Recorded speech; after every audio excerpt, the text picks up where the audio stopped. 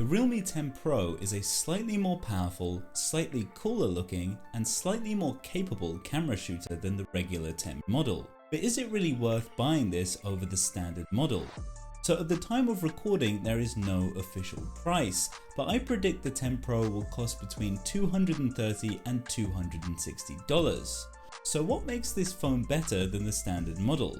For one, it looks more futuristic. The front of this phone is amazing. There is near enough zero bezel on the sides at just 1mm thick, which is thinner bezels than the Samsung S22 Ultra. And RealMe have done all sorts of little tricks in the hardware to achieve this that they are calling razor technology.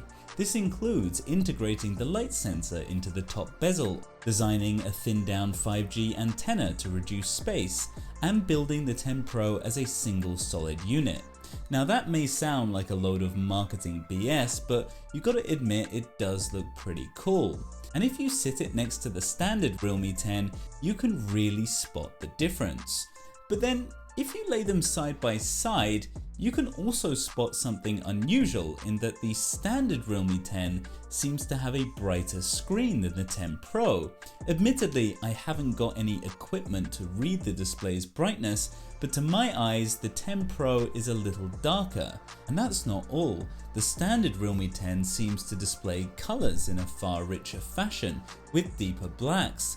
And that's because it has a Super AMOLED display, whereas the 10 Pro seems to have an LCD panel, which is not unusual for a phone at this price, but this is the Pro, so what's going on? I really don't get it. Now, what you do get is a higher refresh screen compared to the standard 10, which is stuck with a 90Hz panel, whereas the 10 Pro has a 120Hz adaptive screen, so you can change it to dynamic or drop it down to 60Hz in the settings. The 10 Pro also has a much bigger 6.7-inch display if you want more screen real estate, and because of those razor thin bezels it has an impressive screen to body ratio, but still I can't quite seem to get away from the fact that the screen quality and brightness is actually worse on the Pro model.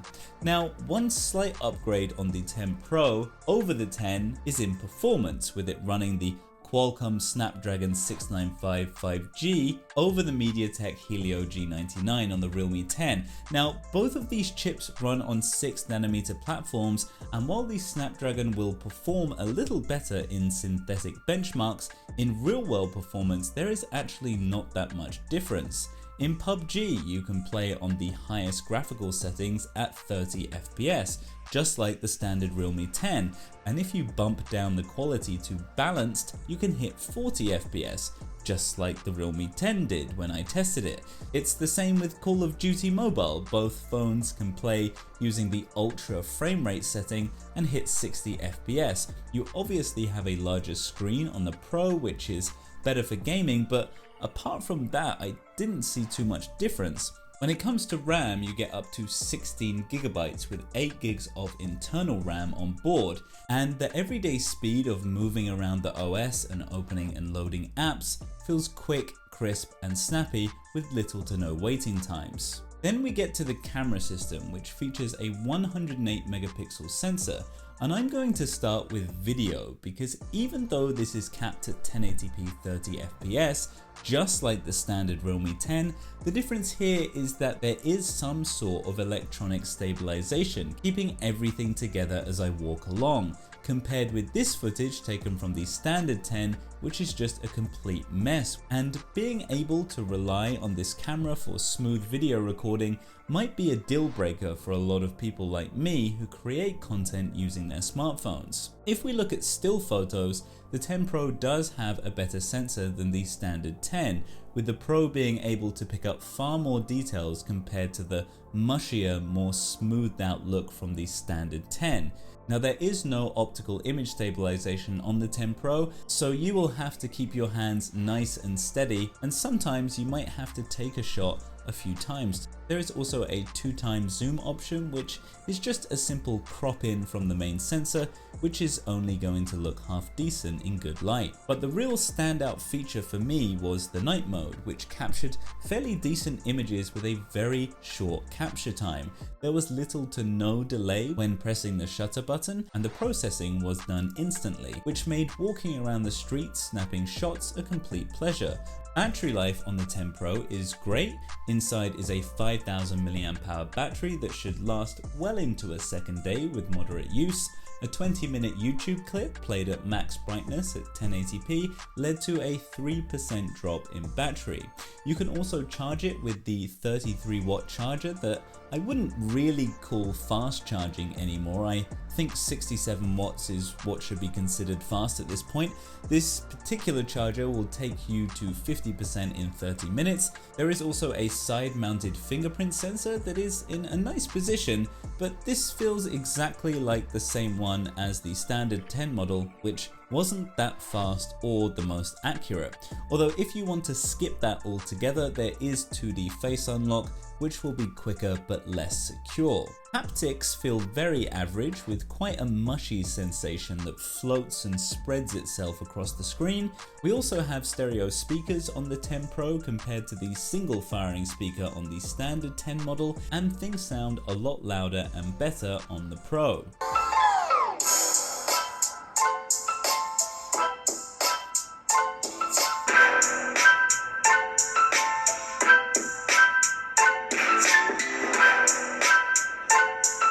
The selfie camera is a 16 megapixel front-facing shooter that takes okay selfies. They're not the most natural, and there is a lot of over-sharpening going on, with the portrait mode often missing its mark around the edges. So this is what the selfie camera looks like on the 10 Pro. Only goes up to 1080p, and even though I've turned the beautification mode off, man, my skin looks so smooth and a little bit whiter than it usually would be. So this is with all the beautification mode turned off. I think I'm still pretty beautified.